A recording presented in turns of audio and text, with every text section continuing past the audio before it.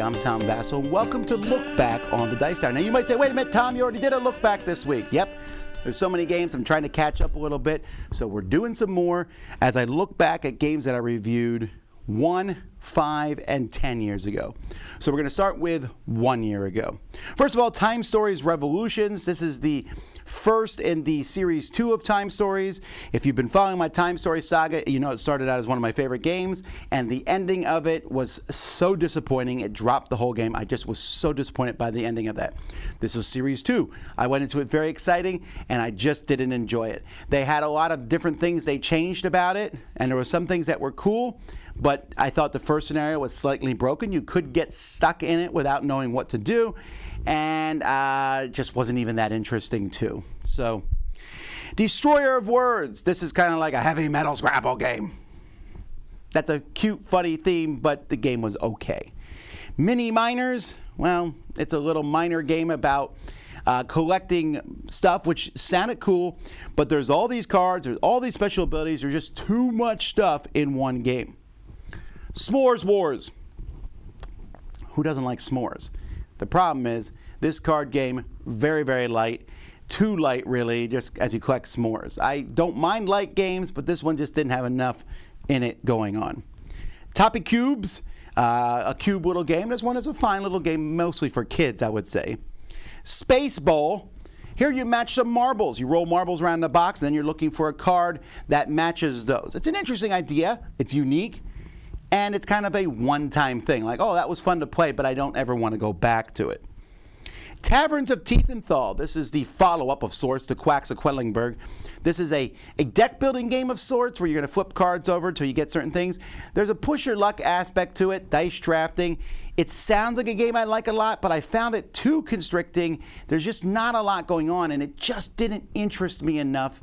It was okay. And then this review I did a year ago, I did with Melody, or I think it was with Melody or somebody I did the review with, and we played the game, and it was, again, it was okay. We added in all the modules that there are. There's like several modules for it, and it was marginally better, but still just didn't draw me in that much.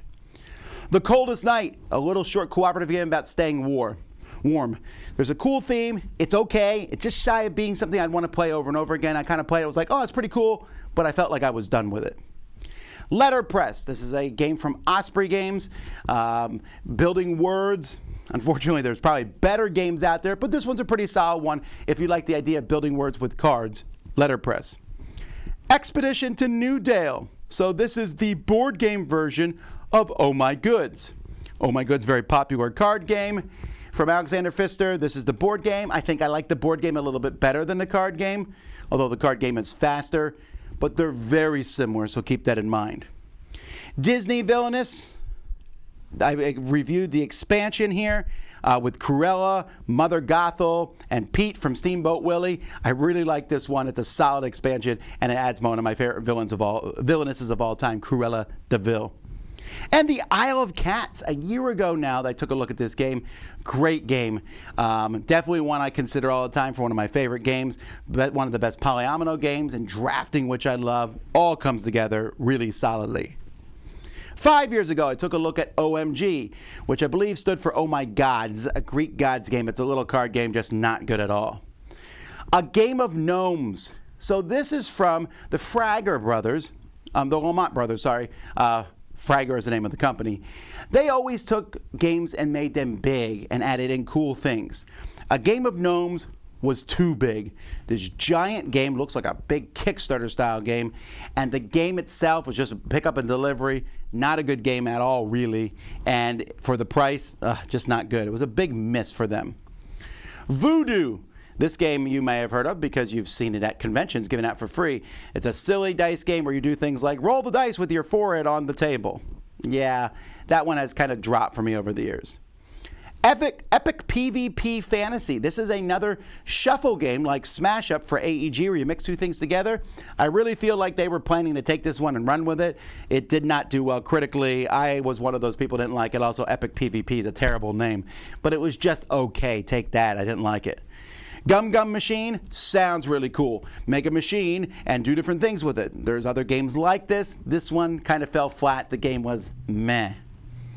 Cardline Marvel. I'll play this with you almost any time. So why is it a 6? Well, it's a 6 because there's almost no one to play it with. Also doesn't have the X-Men.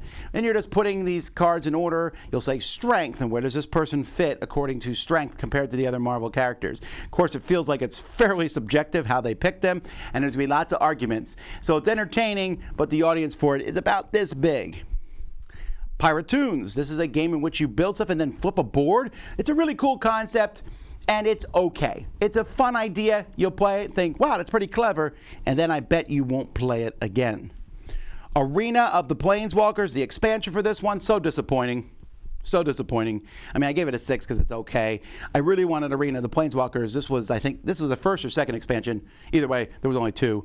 And you're like, ooh, more stuff. And is it a little bit of deck building allowed now? And then they never followed it up. Pig 10. Turn a pile into 10. A little card game, mostly for kids. Pharaohs Gulo. Now, Gulo is a game I've been talking about for years. You know, well over a decade, a great game for kids. And you pull eggs out of a nest. This one here adds an Egyptian theme, which is a little weird, but it adds it. It's okay. Again, it's mostly for kids, and kids and adults can play it together. This might have too much complexity for the silliness of pulling an egg out of a nest. Blood Rage, 5th player expansion. This one's a 7. I wonder if I'll drop it to a 6.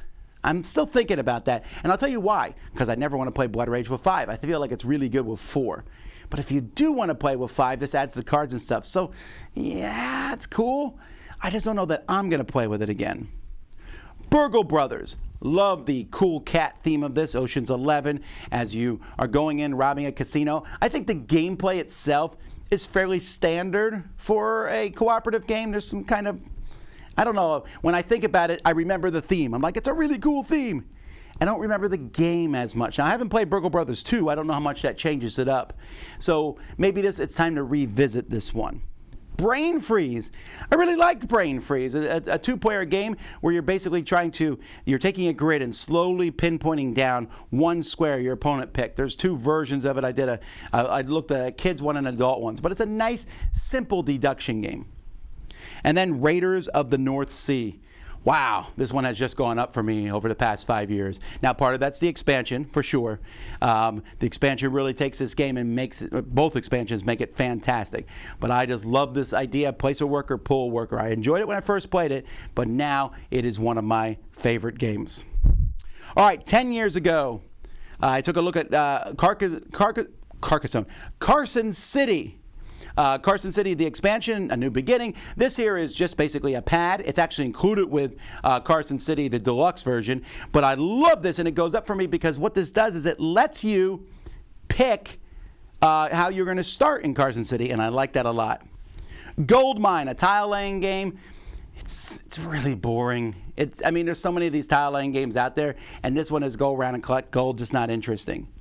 Averso, here you're connecting sides and stuff. It's a decent game. I like it, although I wonder, I just haven't played it. And again, it's been 10 years. Launchpad from the same company made Goldmine is about making rockets and launching them. Some cool ideas here, but at the end, it's just kind of collect the cards you need and play them. So I didn't really like it that much. Dive, Diver, Die. I love the name of this one, but it's just not that good of a game. There's just some cool fish and stuff, but the game itself isn't good. Great name, though. And Escape from the Aliens in Outer Space. Now, this one has gone up because a new version of it came out from Osprey Games a few years ago. But man, this game is so amazing. It is so thematic. Some people are aliens, some people are humans. Everyone is at the same time moving. You don't know who's who. It's very scary, especially if you're the humans. Cool game. I love it. So check it out. Those are the reviews that I did 1, 5, and 10 years ago. Thanks so much for watching Look Back. Until next time, I'm Tom Vasel, and this is the Dice Tower.